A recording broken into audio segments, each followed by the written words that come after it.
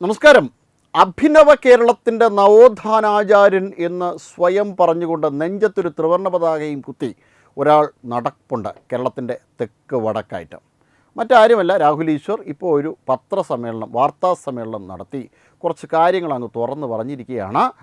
ഈ കുംഭമേള വൈറൽ പെൺകുട്ടി പാവമാണേ, അവളെ ആരും ദ്രോഹിക്കരുതേ, ഭർത്താവ് ഫർമാൻ ഏറ്റവും പാവമാണേ, പഞ്ചപാവമാണേ, അദ്ദേഹത്തെ പോക്സോ കേസിൽ പെടുത്തരുതേ, ആധാർ കാർഡ് വ്യാജമല്ല, ഫർമാൻ നല്ല ഒറിജിനൽ ആധാർ കാർഡാണ് കൊടുത്തിരുന്നത്, യഥാർത്ഥത്തിൽ ഡേറ്റ് ഓഫ് ബർത്തൊക്കെ അത് കൃത്യമായിട്ടുള്ളത് ആ ആധാർ കാർഡിലാണ്. പിന്നെ കൊച്ചുകുട്ടിയായ ഈ വൈറൽ പെൺകുട്ടിയുടെ ഫോട്ടോയൊക്കെ എവിടെ നിന്നാണ് ഫർമാൻ ഒപ്പിക്കുവാൻ കഴിയുക? ഫർമാൻ അങ്ങനെ ഒരു തെറ്റും ചെയ്യുന്ന ഒരാളല്ല, നേരിട്ട് എനിക്കറിയാമെന്നുള്ളതാണ്. ഒട്ടുമിക്ക ഭീകരവാദികളുമായിട്ട് എനിക്ക് നല്ല ചങ്ങാത്തമുണ്ട്. ഈ ഭീകരവാദികൾ പറയുന്നതൊക്കെയും ന്യായവും സത്യവുമാണേ എന്നൊക്കെയാണ് രാഹുൽ ഈശ്വരൻ്റെ പരാതി. രാഹുൽ ഈശ്വരൻ്റെ പരാതി എന്നല്ല, രാഹുൽ ഈശ്വരൻ്റെ ഒരു അരുളപ്പാട്. അദ്ദേഹം ഇപ്പോൾ അരുളപ്പാട് നടത്തുന്ന ഒരാളാണല്ലോ. ശബരിമല കേസിൽ നമ്മളിപ്പോൾ അന്ന് തന്ത്രി കുടുംബത്തിൽ നിന്ന് ഈ ശബരിമലയിൽ കയറി ചെല്ലാൻ പോയപ്പോഴത്തേക്കും അവിടുന്ന് ഇറക്കി വിട്ടത് മുതൽ തുടങ്ങിയതാണ് ഈ ഹിന്ദു വിരോധം. പൂർണ്ണമായി ഒരു ഹിന്ദു വിരോധി എന്ന നിലയിൽ തന്നെയാണ് ഇപ്പോൾ ഈ രാഹുൽ ഈശ്വരൻ വന്നിരിക്കുന്നത്. എന്താണെന്ന് അറിയില്ല, അദ്ദേഹം പൊന്നാനിയിൽ എന്തൊക്കെ പോയിട്ടുണ്ടോ എന്ന് പോലും അറിയില്ല, അദ്ദേഹം തന്നെ ഇനി പറയട്ടെ. പക്ഷേ കാര്യങ്ങൾ എങ്ങനെയൊക്കെ ആണെങ്കിലും ഇദ്ദേഹത്തിൻ്റെ പ്രധാനപ്പെട്ട ഒരു പണി എന്ന് പറയുന്നത് ഇതാണ്: അഖിലയുടെ വിഷയത്തിൽ അവരെ വന്ന് ന്യായീകരിച്ചുകൊണ്ടിരിക്കുക. ഇപ്പോൾ ഈ അഖില ഹാദിയ എവിടെയാണെന്ന് പോലും ഇയാൾക്കറിയില്ല. ആദ്യം വിവാഹം കഴിച്ച ഷെഫിൻ ജഹാൻ ഈ പെൺകുട്ടിയെ ഉപേക്ഷിച്ചു. ആ പെൺകുട്ടിയുടെ അമ്മ നെഞ്ചു പൊട്ടിക്കിടന്ന് മരിച്ചു. സമാധാനം പറയുമോ ഈ രാഹുൽ ഈശ്വർ? സമാധാനം പറയുമോ? ഈ പെൺകുട്ടി എവിടെയാണെന്ന് അറിയില്ല.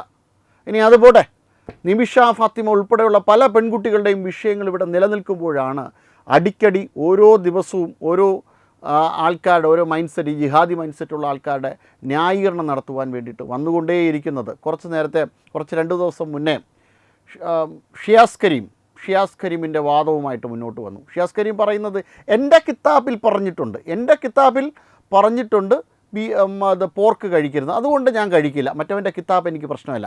ഇവൻ്റെ കിതാബ് ഇവനെടുത്ത് മറ്റേ അട്ടത്ത് ചെരുവിയിരിക്കുകയാണ് ഈ രാഹുൽ ഈശ്വർ എന്ന് പറയുന്ന ആൾ. ഇവന് കുറച്ച് കിതാബുകളുണ്ടല്ലോ അല്ലേ, അവന് കുറച്ച് സംസ്കാരമുണ്ടല്ലോ അല്ലേ. അവന് സംസ്കാരമുണ്ടോയെന്നല്ല, അവൻ ജനിച്ചത് കഷ്ടകാലത്തിൻ്റെ ഒരു സംസ്കാരത്തിലായിരുന്നല്ലോ. അതിന് ഒരു കൃത്യമായ ഒരു ഗതിവിഗതികളുണ്ടല്ലോ, അതിനനുസരിച്ച് ചില വിശ്വാസ പ്രമാണങ്ങൾ വച്ച് സൂക്ഷിക്കുന്ന ആൾക്കാരുണ്ടല്ലോ. പശു മാംസം കഴിക്കില്ല എന്നൊക്കെ വെച്ച് അവർക്ക് അതൊന്നും ബാധകമല്ലേ? അല്ലെങ്കിൽ അവർക്ക് ആ സ്വാതന്ത്ര്യമില്ലേ? അവർക്ക് ഈ ജനാധിപത്യം ബാധകമല്ല എന്നാണോ ഇതേപോലുള്ള മനുഷ്യർ കരുതുന്നത്? മനുഷ്യരെന്ന് നമുക്ക് പറയാൻ പറ്റില്ല എങ്കിലും ഗതികേട് കൊണ്ട് അങ്ങനെ പറഞ്ഞു പോകുന്നതാണ്. അപ്പോൾ ഇത്തരത്തിൽ ഒരുപാട് തരത്തിലുള്ളതായിട്ടുള്ള ആൾക്കാർ ഇറങ്ങിയിട്ടുണ്ട് ഒറ്റുകാരായി. ഈ ശ്യാംലാലിനെയൊക്കെ ഒരു കൂട്ടത്തിൽ പിടിക്കുന്ന സമയത്ത് കുറച്ചെങ്കിലും വിവരവും ബോധവും ഒക്കെ ശ്യാംലാലിനുണ്ട് എന്ന് നമുക്ക് പറയാം, രാഹുൽ ഈശ്വറിനെ അപേക്ഷിച്ച്. പുസ്തകങ്ങൾ വായിക്കുന്നതാണ് ഇദ്ദേഹം. എന്തെങ്കിലുമൊക്കെ വായിക്കുന്നുണ്ടോ എന്ന് പോലും അറിയില്ല. അദ്ദേഹത്തിന് ആ കൂടെ അറിയാമെന്നുള്ളത് ഫേസ്ബുക്കോ വാട്സപ്പിൽ വരുന്ന കുറച്ച് ഡീറ്റെയിൽസ് മാത്രമാണ്. അല്ലാതെ കാര്യമായ ഒരു വിവരമുണ്ട് എന്ന് ഇദ്ദേഹത്തിൻ്റെ സംസാരത്തിൽ നിന്ന് തോന്നുന്നതേയില്ല. പണ്ടേതൊരു ഡയറക്ടർ ഈ മാധ്യമത്തിൽ പറയും പോലെ ചുമ്മാ ഇരുന്ന് കിണിക്കാതെ എന്ന് പറഞ്ഞുകൊണ്ട് ഒരാൾ പറയുന്നുണ്ടല്ലോ, വളരെ വൈറലായൊരു വീഡിയോ. ആ രംഗം തന്നെയാണ് ഓർമ്മ വരുന്നത്. ഇദ്ദേഹം സംസാരിച്ച് തുടങ്ങുമ്പോഴൊക്കെയും ഈ രീതിയിലാണ് ഇദ്ദേഹത്തിൻ്റെ സംസാരവും. ഞാൻ ഇദ്ദേഹത്തെ പ്രസിദ്ധനാക്കുവാനോ അല്ലെങ്കിൽ അദ്ദേഹം എന്തെങ്കിലും തരത്തിലുള്ള മഹാനായ മനുഷ്യനാണ് എന്ന് ചിത്രീകരിക്കുവാനോ എന്നല്ല, മൈൻഡ് ചെയ്യാതെ വിടുകയാണ് വേണ്ടത്. പക്ഷേ പലപ്പോഴായി പല പാവങ്ങൾ ഈ ട്രാപ്പിൽ വീണു പോകുന്നു. ഇദ്ദേഹത്തെ പോലുള്ള ആൾക്കാർ പറയുന്ന തരത്തിലുള്ളതായിട്ടുള്ള വികലമായ വാദങ്ങൾ കൊണ്ട് വിദണ്ഡവാദങ്ങൾക്കിടയിലേക്ക് ചെന്ന് വീണു പോകുന്നുണ്ട് പാവങ്ങളായിട്ടുള്ള ആൾക്കാർ. ഒരു വിവരവും ഇല്ലാത്ത ആളാണ് ഇദ്ദേഹമെന്ന് തീർച്ചയായിട്ടും ഉറക്കെ ഓരോ ഹിന്ദുവും പറയേണ്ടത് ആ ഹിന്ദുവിൻ്റെ അധികാര അവകാശമാണ്. കാരണം ഇങ്ങനെയുള്ള ആൾക്കാരെ ഒരു ട്രാൻസ്പെറൻസി കിട്ടുവാൻ വേണ്ടിയിട്ട് പരമാവധി തയ്യാറെടുത്ത് നടക്കുന്ന ജിഹാദി മീഡിയകളുണ്ട്.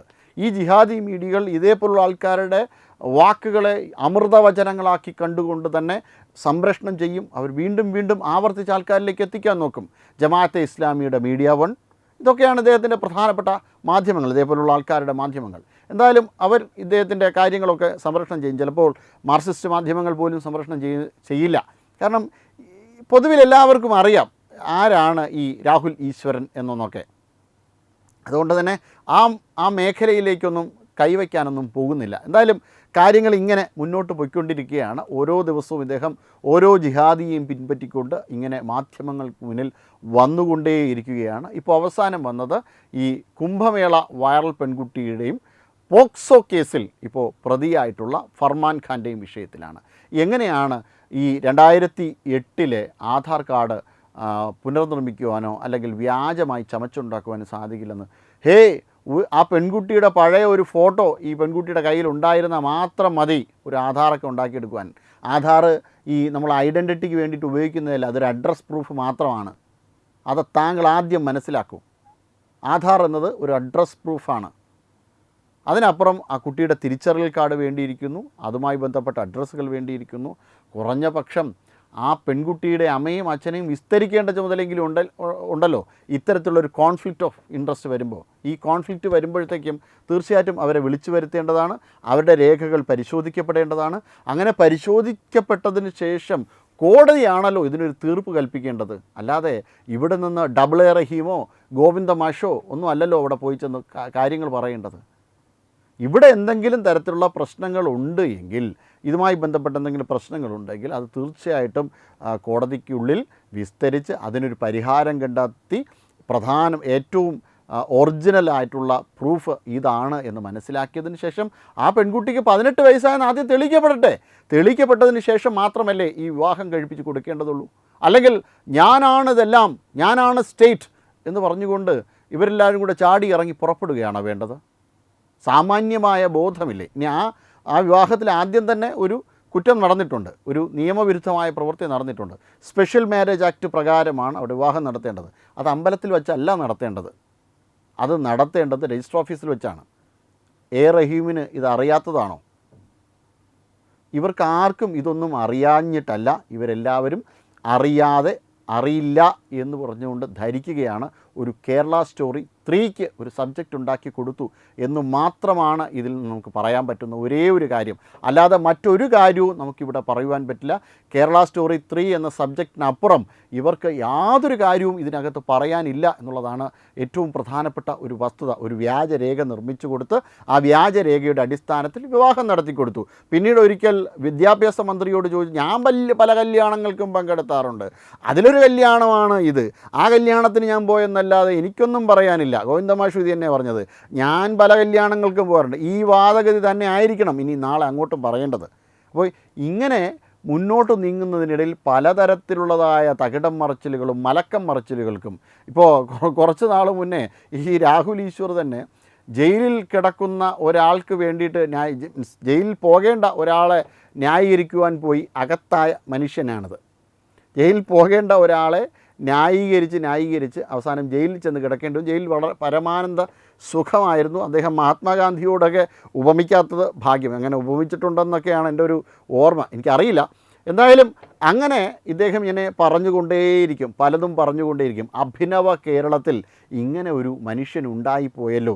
ഇതേപോലുള്ള ആൾക്കാർക്ക് വാർത്താ പ്രാധാന്യം നേടിക്കൊടുക്കുന്ന ഒരു ഇടമായി മലയാളിയുടെ ഒരു സാംസ്കാരിക പശ്ചാത്തലം മാറി. അതിൽ കുറ്റം പറഞ്ഞിട്ട് കാര്യമില്ല. കാരണം ഈ അലൻ ജോസ് പെരേര എന്നൊക്കെ പറയുമ്പോഴുള്ള ആൾക്കാർ, ഈ ആറാട്ടണൻ എന്നൊക്കെ പറയുമ്പോഴുള്ള ആൾക്കാർ അടക്കി വാഴുന്ന സോഷ്യൽ മീഡിയയിൽ അതുപോലൊരെണ്ണം ഇങ്ങനെയും വന്ന് പെട്ടു എന്ന് മാത്രമേ ഉള്ളൂ. അപ്പോൾ അത്തരം ആൾക്കാർ നമുക്കിടയിലേക്ക് വന്ന് ഇത്തരം കാര്യങ്ങൾ പറയുമ്പോൾ ഈ മലയാളി മനസ്സ് പലതും ചിലപ്പോഴൊക്കെ വിശ്വസിച്ച് പോകും ഇവരുടെ ട്രാപ്പിൽ പെട്ടുകൊണ്ട്. അത് ഉണ്ടാകാതിരിക്കുവാൻ വേണ്ടിയിട്ടാണ് ഇത്തരത്തിൽ ആവർത്തിച്ച് പറയേണ്ടി വരുന്നത്. ജിഹാദികൾക്ക് വേണ്ടിയിട്ട് അല്ലെങ്കിൽ അത്തരത്തിലുള്ള മൈൻഡ് സെറ്റുള്ള ആൾക്കാർക്ക് വേണ്ടിയിട്ട് ഇവർ സദാ ഈ പൊതുരംഗത്തേക്ക് ഇറങ്ങി പുറപ്പെട്ടുകൊണ്ടേയിരിക്കും. അതൊരിക്കലും നമ്മൾ വിശ്വസിക്കുവാനോ അതിനനുസരിച്ച് നമ്മുടെ ഐഡിയകൾ തിരുത്തുവാനോ പാടുള്ളതല്ല. കാരണം ഇവർ പറയുന്നത് മുഴുവൻ അവരുടെ പോക്കറ്റ് വീർപ്പിക്കുവാനുള്ള അജണ്ടകൾ മാത്രമാണ്. ചിലപ്പോൾ ഒരു യൂട്യൂബ് വീഡിയോ അങ്ങ് എറിഞ്ഞു കൊടുത്തു കഴിഞ്ഞാൽ ചിലപ്പോൾ ഇത്തരത്തിലുള്ള പല ആൾക്കാരുടെയും ഒരു പിന്തുണ ലഭിക്കും എന്ന് തോന്നുന്നു. അതിനപ്പുറം അതിന് ഒരു ആയുസ്സുമില്ല, നിയമപരമായി ഒരു സാധുതയുമില്ല. എന്തായാലും തിരിച്ച് ആൾക്കാർ ചോദ്യം ചെയ്ത് ഈ സമൂഹ മനസ്സാക്ഷിക്ക് മുന്നിൽ ശിക്ഷയ്ക്ക് വിധിക്കുന്ന ഒരു കാലയളവുണ്ടാകും. ഇതിനൊക്കെ അന്ന് നിങ്ങളൊക്കെ മറുപടി പറഞ്ഞാൽ മതിയാകും. Web desk Tatwamayi news. വിട്ടുവീഴ്ചയില്ലാത്ത നിലപാടുകളുമായി ദേശീയതയുടെയും സമാജത്തിൻ്റെയും ശാക്തീകരണത്തിനു വേണ്ടി തത്വമയിയുടെ ജൈത്രയാത്ര തുടരുകയാണ്. യൂട്യൂബിൽ മാത്രം തത്വമയിക്ക് 10 ലക്ഷം സബ്സ്ക്രൈബേഴ്സിലേക്ക് എത്താൻ ഏതാനും ചുവടുകൾ മാത്രമാണ് ബാക്കി. മറ്റ് സോഷ്യൽ മീഡിയ പ്ലാറ്റ്ഫോമുകളിലും തത്വമയിയുടെ നിറസാന്നിധ്യം തുടരുകയാണ്. ഈ അവസരത്തിൽ ഞങ്ങൾക്ക് നിങ്ങളോടുള്ള അഭ്യർത്ഥന ഞങ്ങളോടൊപ്പം നിൽക്കുക എന്നുള്ളതാണ്. നിങ്ങൾ ഉപയോഗിക്കുന്ന ഏത് സോഷ്യൽ മീഡിയ പ്ലാറ്റ്ഫോം ആണെങ്കിലും ഞങ്ങളുടെ വരിക്കാരാകുക, ഞങ്ങളെ സബ്സ്ക്രൈബ് ചെയ്യുക, നിങ്ങളുടെ സുഹൃത്തുക്കളിലേക്ക് തത്വമയിയുടെ ഈ സന്ദേശം പ്രചരിപ്പിക്കുക. ഞങ്ങളോടൊപ്പം നിൽക്കൂ, രാഷ്ട്രത്തോടൊപ്പം നിൽക്കൂ, ദേശീയതയ്ക്കൊപ്പം സഞ്ചരിക്കൂ.